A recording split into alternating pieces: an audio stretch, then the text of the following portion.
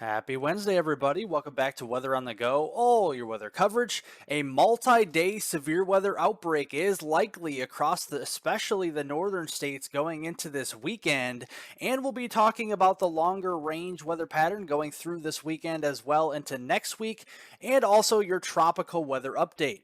But before we get to the video, make sure that if you are not a new subscriber to the channel to press the subscribe button down below so you don't miss out on all these daily updates across North America, including southern Canada, the United States, and the tropics. And also be sure to press the thumbs up button as it helps to get all of this weather information out to as many people as possible. And also press the share button. Share this video on Instagram, Facebook, Twitter. I do appreciate all that as well. It helps to get all this weather information out to as many people as possible. So getting into the weather forecast here today, we do see the satellite imagery is a lot quieter than we saw yesterday at this time, but we do see some thunderstorms rumbling across the southeast and the east coast, and another disturbance up here across the northern plains as well into the western Dakotas and eastern Montana, bringing some showers and storms up there this morning. But looking at the overall weather pattern today and what we do see, yeah, you guessed it, more of the same. Extreme heat does prevail across the southern Four Corners region, through the Lone Star State here into Texas, across the Gulf Coast, and to the north. That's where it's been active recently, and a lot cooler as well, with that west-northwest flow over the northern periphery of that ridge. That will also continue as we go through today and through the weekend, but the ridge will start to lift further north, getting into that Saturday, Sunday time frame, the 12th and 13th of August here this weekend. So that means the 100-degree line is going to start to shift a little bit further to the north, potentially getting into the Central Plains and the mid-Missouri Valley by the time we get through this late weekend time frame. Looking at the heat headlines out here, no surprise, in the orange shaded colors, those are your heat advisories. The pink shaded colors, those are your excessive heat warnings. And just due to the dry soil out here into central and southern Texas hill country, yeah, we have red flag warnings across those areas just to the west of the DFW area and just to the southwest there as of the DFW area as well. So we're continuing to see the soils dry out. We need the rainfall down here, and unfortunately, I don't really see good news for that over the next couple of weeks here. So looking at the temperatures today, however, yeah, we're back to 107 in the Dallas-Fort Worth area, 105 in Wichita Falls, 109 near the Abilene area. So it's going to be a stifling day yet again. 90s across most of Oklahoma into Kansas, 80s, a nice welcome sight there into Missouri. I know you guys get hot up there at times through this summer, so it's a nice welcome sight for the mid 80s there.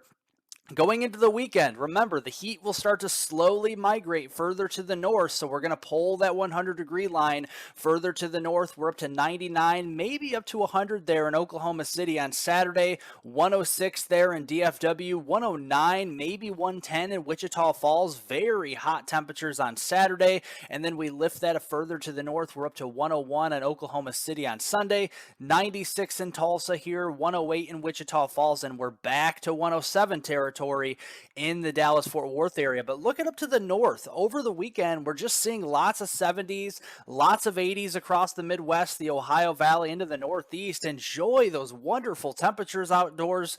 Go out for a walk, go out for a run, take the dog out. It's beautiful weather up here as we go through this upcoming weekend. Nothing to complain about.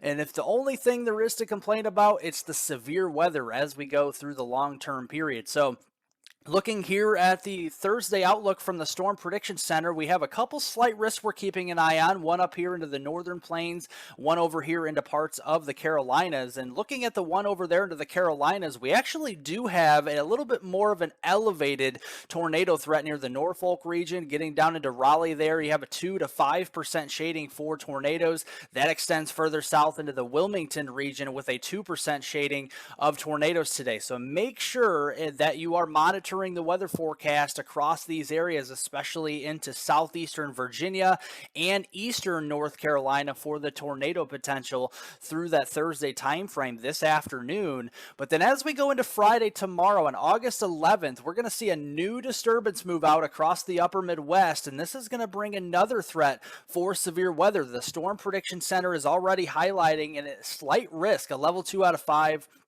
For severe weather from the near the Duluth region down through the Twin Cities there, Minneapolis, St. Paul, La Crosse to Madison, over here to Milwaukee, down through the Chicagoland area, and then down further south through the Davenport Quad Cities region in Iowa.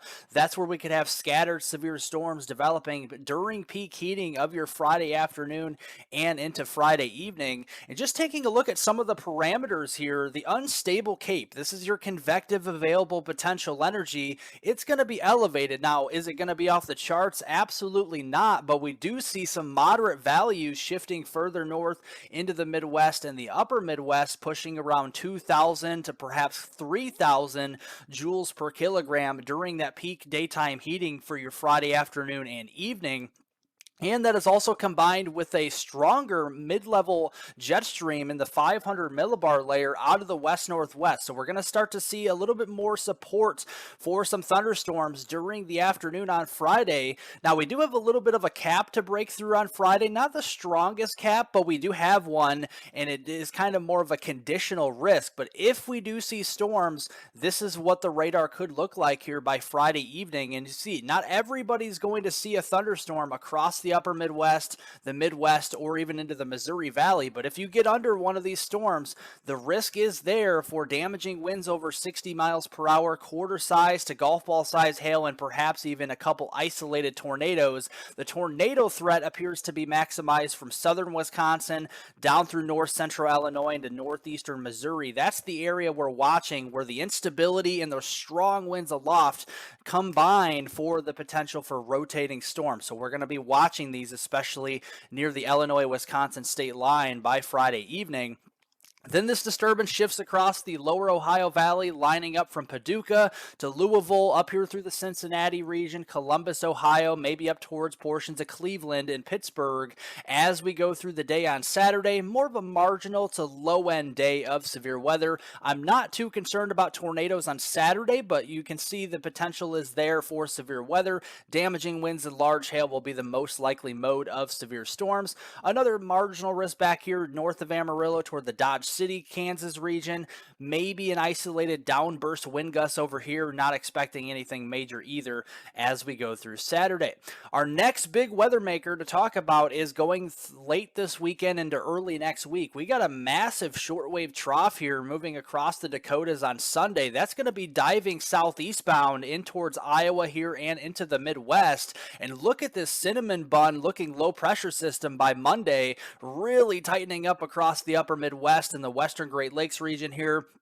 That's going to be bringing a nice looking low pressure system through early next week, and that'll shift off to the east into the New England region and southeastern Canada by Tuesday, August 15th. So let's kind of walk you through what you can expect here. This is your Sunday, August 13th severe weather outlook provided by the Storm Prediction Center, and you do see there is already a 15% slight risk already outlined for the Omaha region, Hastings, Nebraska, getting up here towards Sioux Falls, Des Moines, over here into Kansas City, Topeka, and maybe into western Illinois as well. And I feel this could be expanded, maybe upgraded as we get closer to the day on Sunday, as we do see a nice broken line or possibly even a solid line, an MCS moving through the portions of Iowa, getting down into southeastern Nebraska and Kansas going through Sunday evening.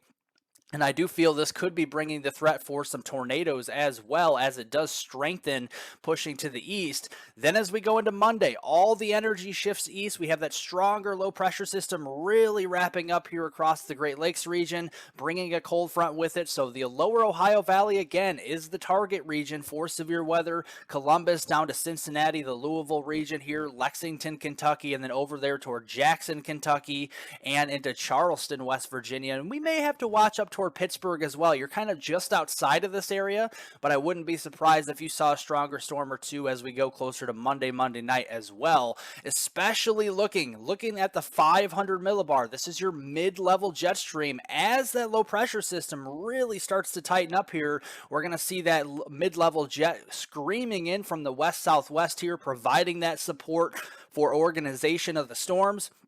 And we really have to watch the 850 millibar low level jet stream. This is what organizes the low level shear in the environment for tornado genesis. So we'll have to continue to watch this across the Ohio Valley as we go through the Monday afternoon and evening time frame. This is what the radar could look like. Again, scattered to numerous supercells capable of all hazards here, including tornadoes. We'll continue to watch that as we go through Monday evening. We'll get you a better timing of both Sunday and Monday as we get closer, as it's still a few days away. But overall, looking at your total rainfall accumulation now through Thursday on August 17th, yeah, it's hard to believe we're already getting into the third week in August here next week, and you do see that we're going to start to see the heaviest of rains across the Great Lakes region, the Ohio Valley, and then picking up again across the Northeast, where they cannot get a break from all these active storm systems. Another couple of inches of rain can be expected here from Maine down through Vermont, New Hampshire, getting into portions of New York State, the Boston region, New York City, and then back across portions of the Great Lakes. But you see where the have-nots are, and that's down underneath that ridge. So the Lone Star State down here into Texas, Louisiana, Oklahoma, and then really across the Pacific Northwest, we're just not seeing a lot of rainfall over the next week's time frame. So between now and next Thursday, nada across these regions. And if you do get a thunderstorm and you're lucky enough, well, consider yourself lucky, because you may see a quarter of an inch, maybe a half an inch of rain, but that's about it. That's all she wrote as we go through that Thursday time frame. Looking here at the full tropical weather update, no new tropical cyclones are expected over the next 7 days. I do agree with the National Hurricane Center. Very quiet across the North Atlantic here. You could almost hear a pin drop across this region. There's really nothing happening across the North Atlantic Ocean right now. A couple tropical waves trying to organize off Africa, as they have been all season long, and they just continue to get sheared off with the wind shear. The water temperatures are, climatologically way above normal right now, but we just don't see any support with the wind shear so strong for any tropical systems. Now, that does change potentially getting into that last week or so of August here, somewhat around that third week from August 16th through the 22nd, starting to see some favorability off the African coast here toward the Lesser Antilles, but more favorability closer to home with the experimental week 3 outlook from the experts at the Climate Prediction Center from August 23rd through August 29th, seeing some chance of some systems getting in toward the Caribbean or the Western Atlantic. But again, this is a couple weeks out, so we do have to continue to monitor it as it does get closer, and I will keep you updated as we get closer as well. If you want additional weather forecast updates, including this video, make sure to hit the description down below the video, and the link for X is down there. So follow me on X at hweather420. I do update on that platform very frequently throughout the week. Otherwise, thank you for all the support. Make sure to press the like button, the thumbs up down below the video. Subscribe to the channel if you're new so you don't miss out on all these daily weather forecast updates. Leave any leave any comments, questions, and concerns below. I'll get to those later on today, and I hope everybody has a great rest of your week out there.